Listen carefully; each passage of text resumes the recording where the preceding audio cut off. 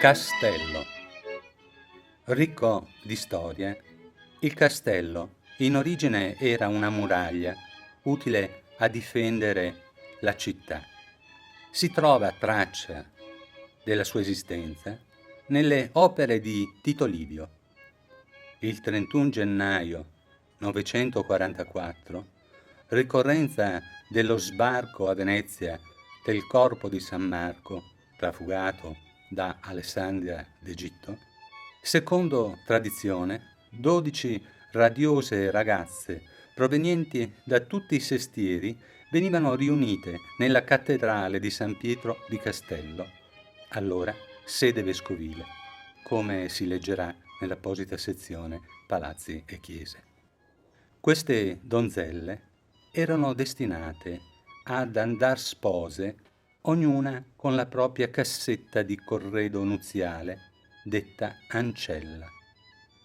D'improvviso, pirati istriani invasero la chiesa, approfittando della distrazione delle guardie nel giorno di festa. I banditi, dopo aver scannato gli uomini, rapirono le fanciulle e i loro preziosi corredi. La notizia si diffuse immediatamente e subito i veneziani si lanciarono all'inseguimento con navi più veloci di quelle istriane. Raggiunsero i pirati al largo di Chioggia. Lì annientarono, salvando donne e gioielli. Da allora il luogo del combattimento sarà ricordato come il Porto delle Donzelle. Le 12 fanciulle, chiamate le Marie, ogni anno sostituite, scelte tra le più belle, ripetevano la cerimonia che diventa sempre più sontuosa, tanto da includere anche un viaggio sul prezioso Bucintoro. L'imbarcazione del Doge che le accompagnava da Castello sino a Rialto, nel tripudio del popolo che copriva le Marie di ogni sorta di gioielli come star hollywoodiane. La Serenissima era repubblica parsimoniosa e presto intervenne con intelligenza a modificare questa tradizione onerosa. Dapprima ridusse a 3 le Marie, poi le sostituì con dei manichini in legno chiamati Marione, realizzate da artigiani che presto lo faranno ad uso dei turisti, riproducendole in miniature dette marionette. Grazie a dei fili potevano essere mosse con divertimento di un pubblico bambino.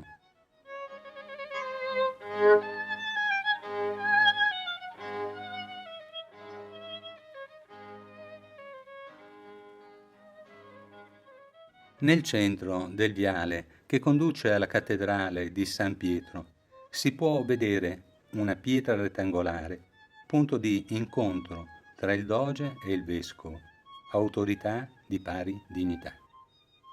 La Serenissima era liberale, tollerante, indipendente da qualsivoglia potere. Il potere dell'amore trovò sede in Palazzo Bragadin Carabba, in prossimità di Campo Santa Maria. Vi trovò ospitalità anche Giacomo Casanova. Non sorprende che il 6 dicembre 1525, alla festa di matrimonio della nipote di Francesco Bragadin, in questo luogo fece la prima comparsa l'orecchino a monachella, fatto d'oro con una perla pendente. Nel 1077 un'altra donna, Teodora, sorella di Alessio, imperatore d'Oriente, importò un piccolo oggetto d'oro 2 punte, la prima forchetta che venne poi esportata nella corte di Francia. Durante una processione, passando il ponte di San Lorenzo, il reliquiario contenente una spina della Santa Croce cadde in acqua, ma fu prontamente recuperata perché miracolosamente galleggiava, come ben rappresentato da Gentile Bellini in un suo celebre dipinto che troverete all'Accademia. Per approfondimenti guardate la sezione Musei. Nel monastero di San Lorenzo si celebrava invece il pagano rito della vita grazia monache civettuole che indossavano abiti alla francese, generose nel lasciar gran parte del seno scoperto per la gioia dei libertini e dei prelati, nonché dei nunzi pontifici, nonostante il Consiglio della Repubblica avesse approvato sin dal 1349 un provvedimento per contenere la fornicazione nei monasteri. Il calle delle moschette ricorda l'uso dei taffetà neri che vicino alla bocca della donna indicavano voluttà, sulla gola galanteria, sul naso sfacciataggine, all'angolo degli occhi passione, sulla fronte alterigia. Il ventaglio aveva pur esso regole simboliche. Se chiuso nella mano sinistra, diceva ti sto guardando, nella destra suggeriva seguimi, sull'orecchio sinistro non tradirmi. Se scivolava sulla guancia, ti amo. Lasciato cadere, proponeva un incontro. Sventolato con lenta noncuranza, indicava la prudenza. Agitato rapidamente, sono fidanzata. Ma, portato alle labbra, propone un bacio. Le signore potranno mettere alla prova l'intuizione del compagno. Potrete provare ad esercitarvi a sera con questo divertente linguaggio silenzioso. Ormai sarete vicino ad una delle più maestose chiese veneziane, quella di Santi Giovanni e Paolo. Potrete approfondirne la conoscenza delle opere nella sezione Palazzi e Chiese. Per il momento è bene che sappiate che in questa cattedrale trovano sepoltura ben 21 doge. La chiesa della Bragora e quella della Pietà sono luoghi legati a Vivaldi. Più che chiese erano ospedali, come quello degli Incurabili, nome cui si ispirò Josif Brodsky, intitolando il suo libro scritto in occasione di una permanenza invernale. A conferma che Venezia suggestiona con il suo splendore in tutte le stagioni, generando luci, ombre, lumeggiando riflessi e colori sempre diversi. Tornando Vivaldi alle sue scuole, dimostrò un impegno generoso nell'assistere ed educare al canto giovani donne in miseria e bambine malate o abbandonate, tanto che Jean-Jacques Rousseau nel 1774, affascinato dalle voci femminili, scrisse: «Non ricordo nulla di così voluttuoso e commovente». La fama del bel canto delle giovani orfanelle colpì l'imperatore Giuseppe, che nel 1775 si recò a Venezia e chiese di ascoltare un concerto, e ne fu così affascinato da domandare lo spartito per cantare insieme alle fanciulle. L'arsenale era l'arma segreta di Venezia e gli arsenalotti erano gli unici con i nobili che potevano guardare il doge senza abbassare la testa. Enrico III di Francia, nel tempo di un banchetto in suo onore, vide non senza invidia che gli arsenalotti costruirono un'intera nave da guerra. Gli operai erano più di 5.000 ed in tempo di guerra arrivavano a produrre 2 navi al giorno tra le darsene progettate dal Sansovino e le corderie che ispirarono il pittore Piranesi. L'arsenale si trasformava in un formicaio di maestri d'ascia, fonditori, fabbri che operavano in sintonia perfetta insieme a donne e ragazzini dai 10 anni in su che si curavano prevalentemente delle vele e dei cordami.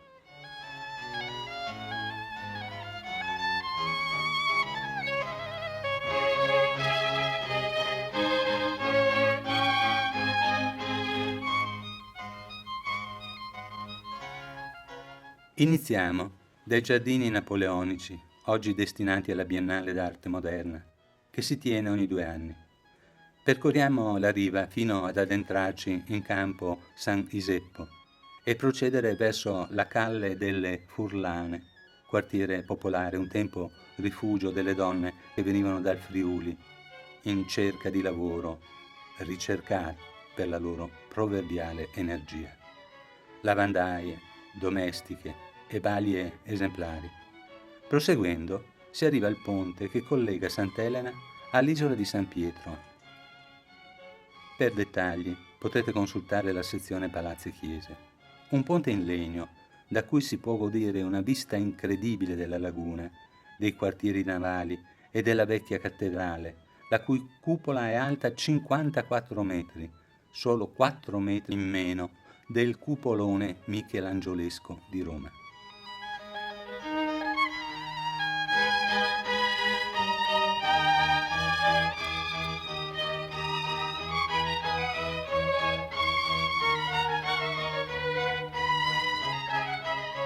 Tornando per Campo della Ruga, vedrete uno dei quartieri caratteristici della città e, arrivando a fondamenta della Tana, potrete notare una lapide dove sono specificate le misure minime dei pesci commerciabili.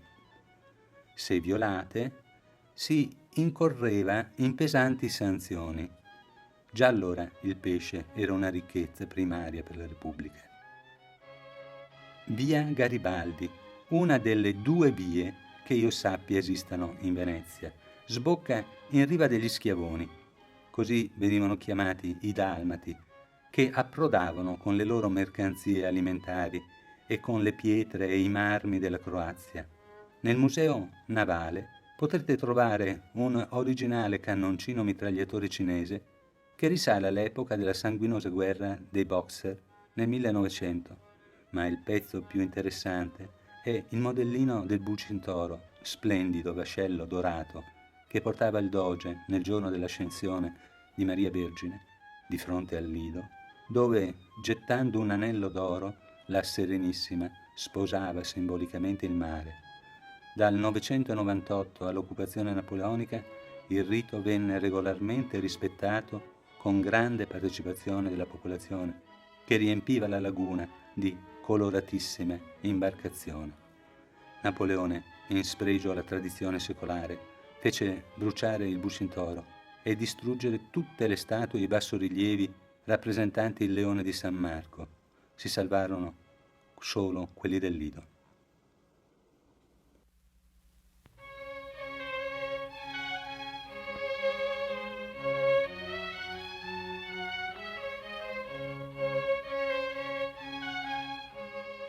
Procedendo verso Campo Bandiera e Moro, non mancate di guardarvi attorno, curiosando per esempio in Calle Sconta o in Campiello del Piovan, ove le vere da pozzo e altre pietre suggeriranno il silenzio. Superato il campo dei pozzi ed il ponte degli scudi, in fondo a Calle dei Furlani troverete la chiesa e la sede dei Cavalieri di Malta, ordine cavalleresco nato nel 1023 ad opera di commercianti amalfitani, con la missione di assistere e proteggere i pellegrini nel loro viaggio verso Gerusalemme. La chiesa venne spogliata dai soldati napoleonici, ma si è salvato un chiostro suggestivo e le insegne dei diversi cavalieri. Poco distante troverete la scuola di San Giorgio degli Schiavoni. Qualche parola va spesa sulle scuole. Erano confraternite di beneficenza per comunità e per le corporazioni che si autotassavano per rendere preziosa la loro sede. Nel caso di San Giorgio fu il pittore Vittore Carpaccio che tra il 1502 e il 1507 arricchì gli interni con un ciclo memorabile di tavole che potrete vedere in parte nella sezione dedicata alle scuole veneziane. Vittore Carpaccio non si mosse mai dalla sua città, godendo di una grande fama e visitando le gallerie dell'Accademia. Soffermatevi ad ammirare il ciclo di Sant'Orsola e il miracolo della reliquia della croce di cui vi abbiamo fatto cenno.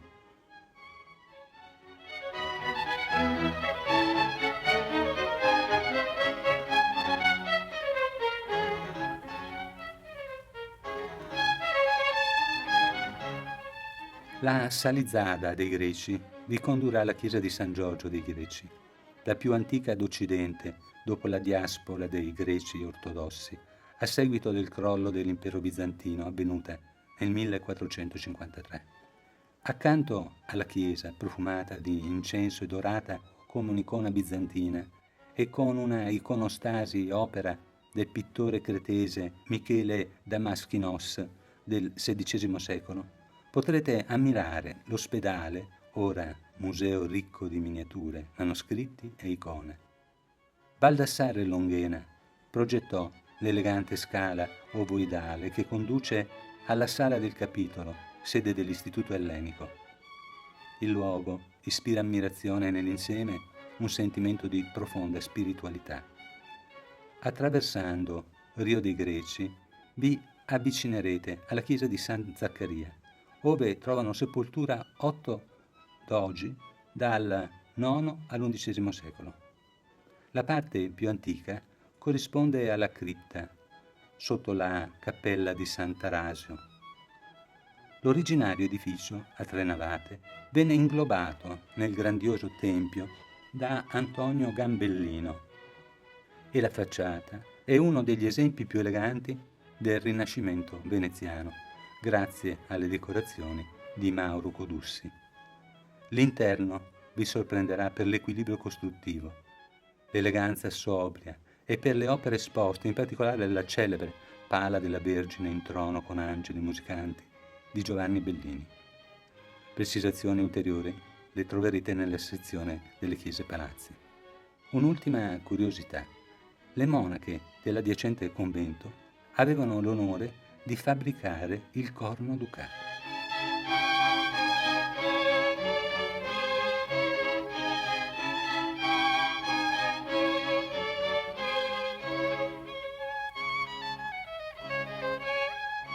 Risalendo per Corte Rotta e Ruga Giuffa, arriverete al campo di San Maria Formosa ed alla omonima chiesa voluta da San Manio dopo aver avuto una visione della Vergine dall'aspetto splendido e probabilmente generosa di forme, donde formosa. Nel 1492 venne rifatta da Coducci, rispettando le fondazioni originarie del VII secolo, ma modificando l'impianto da croce greca a quella latina. Notevoli gli edifici che si affacciano sul campo: Palazzo Malipiero, Palazzo Vitturi di stile veneto-bizantino, Palazzo Priuli dalla facciata rinascimentale. Tornando alla Basilica dei Santi Giovanni e Paolo e proseguendo per Barbaria delle Tolle e Calle del Caffettier, arriverete in prossimità di San Francesco delle Vigne, ultima ma premiante tappa, opera di Jacopo Sansovino, mentre la facciata è di Andrea Palladio. Chiesa, chiostro e giardino meritano una sorta di meditazione. Il nome del luogo indica che un tempo era ricco di vigneti. Tito Livio, storico romano, definiva gli abitanti della zona enneni, cioè uomini del vino. Forse questa è l'origine della parola veneti e sarebbe di lieto auspicio. Certo è che a Venezia si commerciava una tale quantità del nettare di Bacco da destinare una riva a questo traffico, la riva del vino. Sorsero varie specializzazioni, quella dei travasatori, quella dei venditori dei vini locali e persino dei mercanti dei vini navigati, ossia importati dall'estero e per lo più dalla Grecia. Nel 1609 si riunirono in un'unica scuola, ovviamente in fondamenta del vino. Per concludere con la bellezza, prendete il ponte del Suffragio o del Cristo, arriverete ad un arco oltre il quale c'è il mare, la laguna verde, azzurra e celeste.